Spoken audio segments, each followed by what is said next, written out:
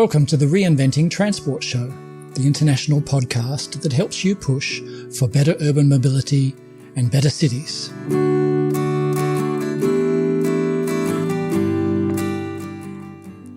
I recently interviewed Patrick Reynolds and Matt Lowrie, who are two of the bloggers on the Greater Auckland blog in New Zealand's largest city. We had such a rich and wide-ranging conversation that I'm actually making two Reinventing Transport episodes from the interview. This one today focuses on the Greater Auckland blog and its role in Auckland's transport policy conversations and debates. Greater Auckland has been surprisingly effective and influential, and there are lessons for transport activists anywhere. I will also make another episode for early 2019, which will focus on Auckland itself, the metropolitan area. Auckland is a striking example of a rather car-dependent city that has actually been changing some of its key trends and taking some remarkable steps towards becoming a different kind of city, in which other transport options are steadily improving. Actually, on top of that, I'm also planning to make an episode about Auckland for my other podcast, Reinventing Parking. So here's my interview with Patrick Reynolds and Matt Lowrie about the Greater Auckland blog. Matt Lowrie and Patrick Reynolds, welcome to the Reinventing Transport podcast. Kia ora. Hi, Paul. You're part of an interesting phenomenon. There's Streets blog, New York City, and a few other Streets blogs. There's Greater Washington in the Washington, D.C. area. In other countries, there's a few similar kinds of beasts, but Greater Auckland seems to be especially influential. Well, the first thing to say about that is that we really came about because there was an enormous gap. I mean, we filled a need. We were really frustrated. Well, personally speaking, at the beginning of this, that it felt obvious that what needed to happen, but it seemed there was no organizational structure or official body that was doing the right thing. There was a kind of lazy. The agencies, the technical agencies, were just still doing the kind of 1960s modelling-led traffic engineering, traffic flow focused. The machine was just rolling on, and there wasn't a debate. And I remember even talking to the big newspaper here about a decade ago and saying, "Why aren't you running stories? This is, there's real issues here." And they said to me this: "No one is interested in transport or local politics. Go away." Oh. And so we had to do it ourselves. I mean, we filled a hole, and now they're covering it every day. I mean, we've proved them wrong. But, yes, and that was only possible because of the internet. Because we couldn't, if we had to print newspapers or something, we never would have been able to do it. But really, there was wouldn't you agree, Matt? There was a need. That was partly. Yeah, I would say that there's a couple of parts to it. Is if we look at what happens overseas, let's take the US for example.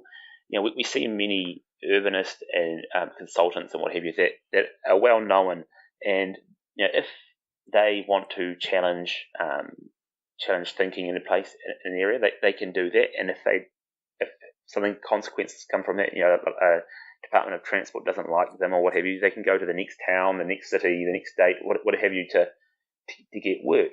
And in New Zealand, we don't have that because it's such a small place. If you annoy the transport agencies that there's two that affect Auckland, which is Auckland Transport and the New Zealand Transport Agency, which if you annoy either of those two, that can be no work that you have. And so what happens is the professional community are effectively silenced from having a proper input into the discussions that occur. At the same time, we see in Australia the academic sphere is much more active in talking about issues and having these discussions, and we have seen that just not occur in Auckland. Our academic circles have been strangely silent on a lot of these issues, and so there's a real void to be filled. And what we're trying to do, by and large, is fill that void with as much as we can evidence-based, information to help get an understanding out there of what's going on and how we can change, and that's where we've come in and been successful, because there's obviously a demand for that. So typically a city like Auckland would have a very vigorous bicycle advocacy group, and sometimes there would also be a vigorous public transport advocates group. Do you have those? Well, we're the latter, and we have an absolute fantastic sister site called Bike Auckland, which is absolutely wonderful, and we are very much aligned and conspire, if you like, compare notes and work together. There's actually a third element to all this as well, and there's a youth advocacy group called Generation Zero, which focus on climate issues primarily. But between the three of us, between Greater Auckland, Bike Auckland, and Generation Zero, we're all working, we're all aligned on the same vision and and going for the same goals, and so together we've been able to be able to work together to really affect change, and that's because Generation Zero are very good at getting out, engaging with the public and particularly youth, getting feedback and getting those sorts of things done, and beautiful graphics and a whole lot of things like that. Bike Auckland and Greater Auckland providing a lot of technical expertise and cover, and so that's enabled us as a triumvirate, to really be successful in getting that advocacy message out there. So we play to each other's strengths, and I do think that Auckland is at a bit of a sweet spot in the sense that it's small enough that groups like us can affect change, but big enough that proper money is being spent and there's enough growth. Imagine you're talking to someone who's thinking of starting up a similar kind of blog in their town or city. What advice would you have for them?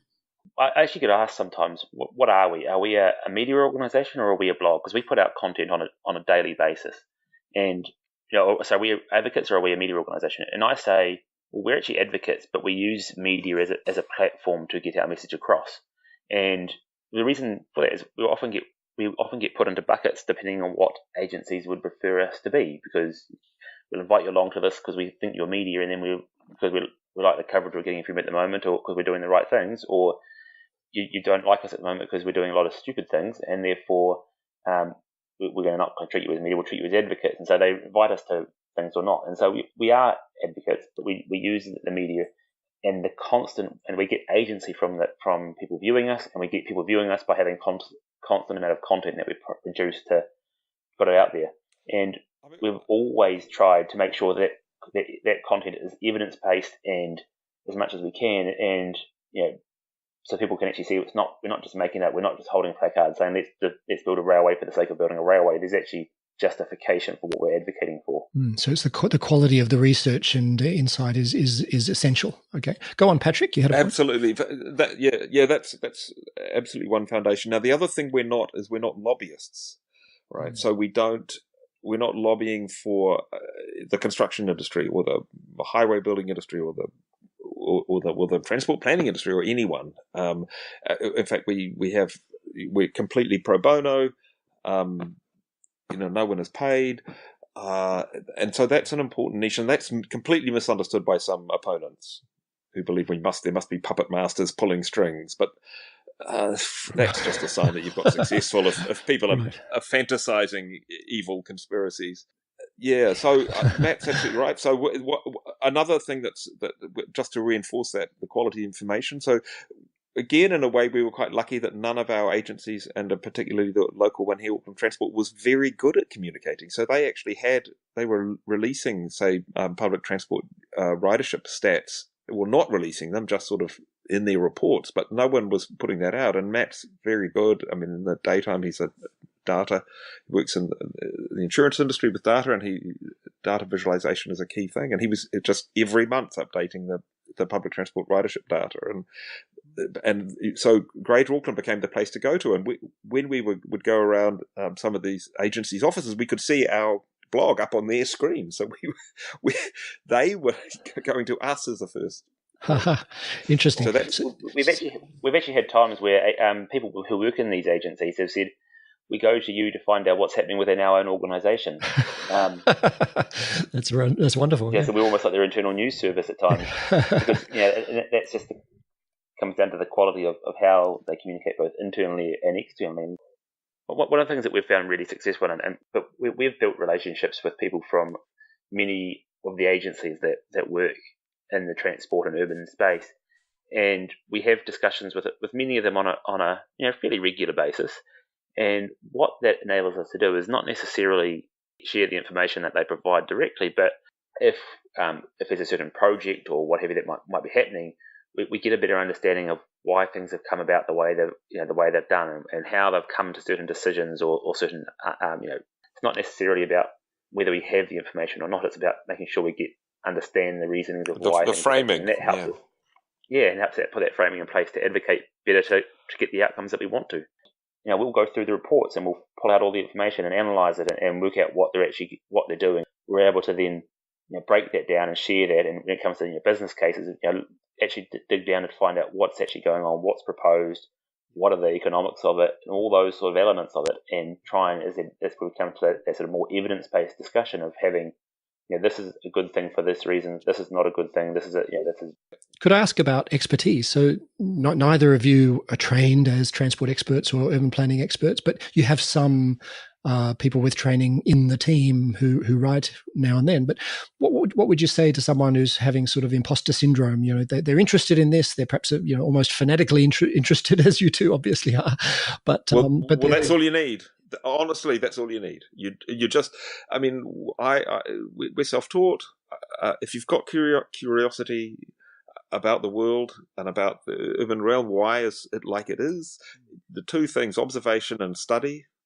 There's lots to read, but you'll only read it. I mean, some people are just gobsmacked that you might read, a book called Traffic in Towns for for fun. Yes, and it is on the surface it's wonky and boring, but when you see the possibilities for your own city, it's a motivation. So yeah, we're autodidacts, we're self-taught, but we seek out people and ask them, and internationally, and read papers. It's not that hard. It isn't. It's not rocket surgery. Yeah. And that comes down to a lot of the time the information is sitting there in plain sight. It's just no one bothers to either look at it. You can have 100, 150, 200 whatever page reports on an issue, and people these consultants produce them, and don't expect everyone to ever read them. And if you read them and you look at them properly, you can often find they've made certain assumptions about things or done certain things, and that's where we actually get a lot of the content from. Is we say, well, actually, this is what they're saying is going to happen. Well, is that realistic? What happens if we change these assumptions? It's a visual medium, the internet. So Matt simply making a chart out of a whole spreadsheet of numbers, it makes it immediately accessible and puts it there, and it works in social media. You can compare projections to actual with two coloured lines on a chart, and it's night and day from some 200-page report where you sometimes think, well, this has been designed to be buried. Yeah, I'd urge the listeners to actually go have a look at the Greater Auckland blog and just look for examples of this. You won't have to dig very long, and you'll see a post, often by Matt, but sometimes by other people as well, that looks at some report either in brief to bring out the key points, or with a really deep dive, digging into some of the details and sharing them in a way that ordinary people can understand. And it's quite a remarkable service.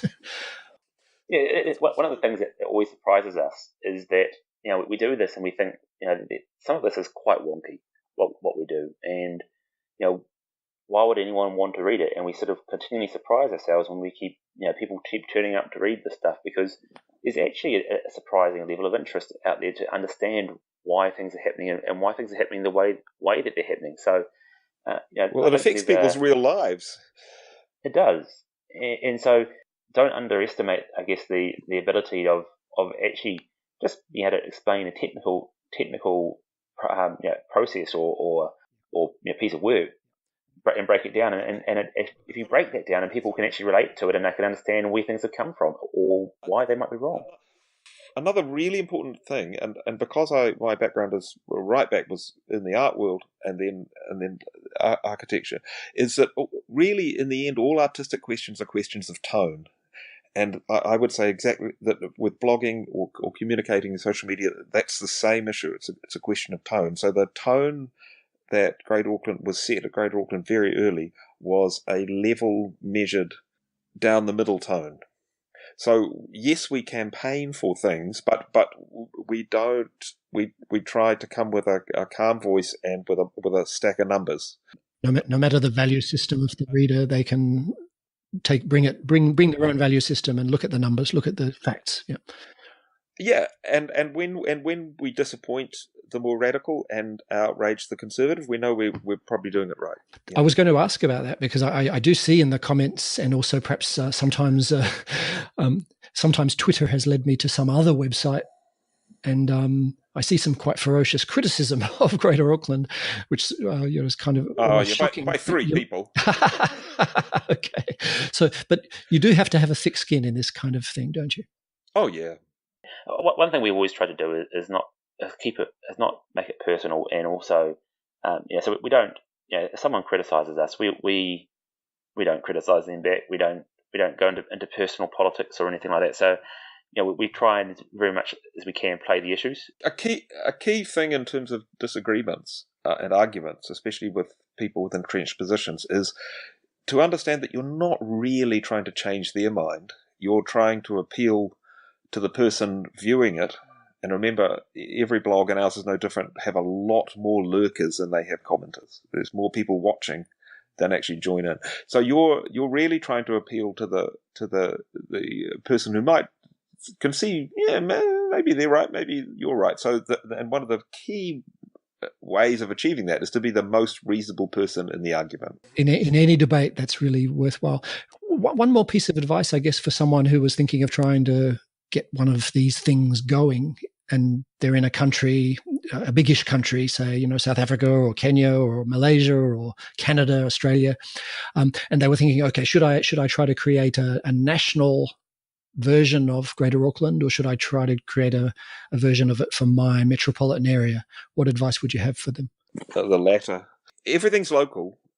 It depends on the structure of your country or city, but I would suggest starting with a real issue that you can grasp, because you're hoping to find your tribe online, and to some degree you can't put out a call.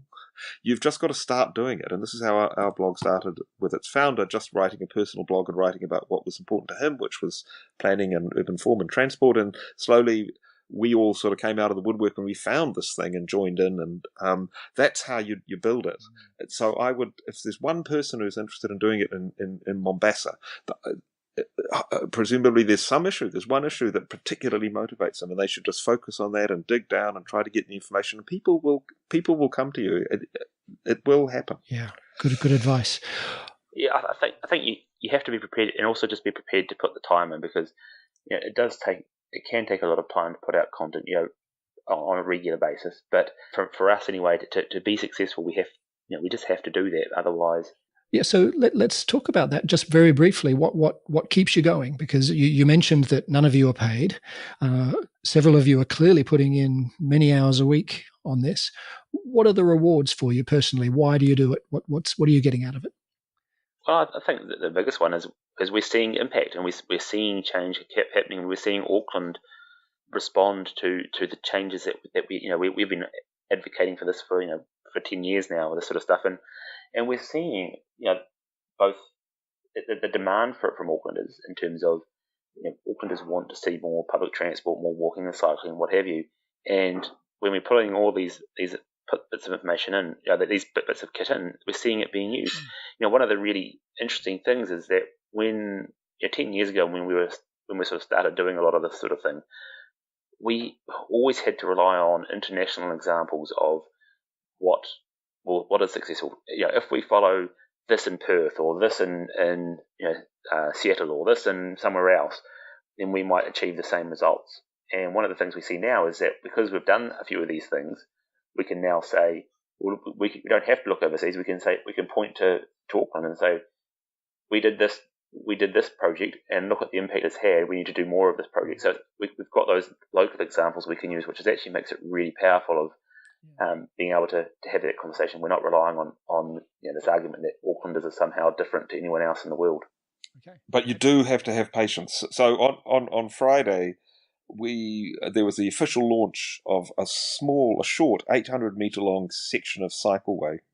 And I knew that I'd written a blog post about this, and I went back to look. And the blog post that I wrote about this proposed it. I mean, not a lot of money was required. The space was there. I'd written that blog post in 2012. So, that's 6 years. So yep. Patience, and the understanding that and this is in the context of it's an acceleratingly positive context in Auckland. So you really do have to be in for the long haul, but you have to you do need to rely on each other. And I don't know whether it's luck or good management, but there is a thing that these kinds of optimistic and progressive organizations can suffer from, and that is from feuds and door slamming, and because there's so little at stake, you're not being paid to get along with each other. And jealousies and things. And we've been tremendously lucky that we've had a largely stable and quite large but changing group of people who are so committed to the mission that we've managed to avoid that. Yes. So far. And you can't crave the recognitions because, like you say, a lot of things that Greater Auckland has proposed have come about, but the government very rarely actually acknowledges that these ideas came out of the Greater Auckland blog, which you don't expect, and that's fine. There has been changing. Current government have been acknowledging that some of their transport plans are straight from us, and they'll publicly acknowledge that too. So that's been a change in the last year with the new government. That's absolutely not a problem. There's been plenty of generous acknowledgement from all sorts of areas, and also we don't really need it. We just want them to do it. We don't care who does it. No. Okay, so Patrick, you wanted to talk a little bit more about advocacy. Yeah, well, so if you've got some, you've built the blog on this, as we've previously been discussing, or whatever. But there are key messages about advocacy that are really essential. One of which is, and certainly that has led to our success. One of them is being positive. So we can all describe what's wrong with our cities. And it's important to do that, but you must always also say what we could do in a practical sense now to ameliorate those problems or to improve things for everyone, right? So that's the first thing, and also to always to stick to the higher message, to the strategy, and offer advice and options, and this is to politicians and to the public, rather than just constantly criticizing, or especially not accusing of conspiracy, even when there is one. Right. Don't question motives. Yeah, and personalities, and use evidence and avoid catastrophizing it, even about climate change. People close off, right? And avoid partisanship. We all have a political alignment, but it's actually often more productive to talk to your the people that you're not naturally aligned with. Certainly in terms of politicians, the time that they are most receptive to new ideas is when they're not in power. Mm-hmm. And if you're in a democracy, and that might change, talk to the opposition. You'll get a more of a listening to, and you might be able to seed some plans.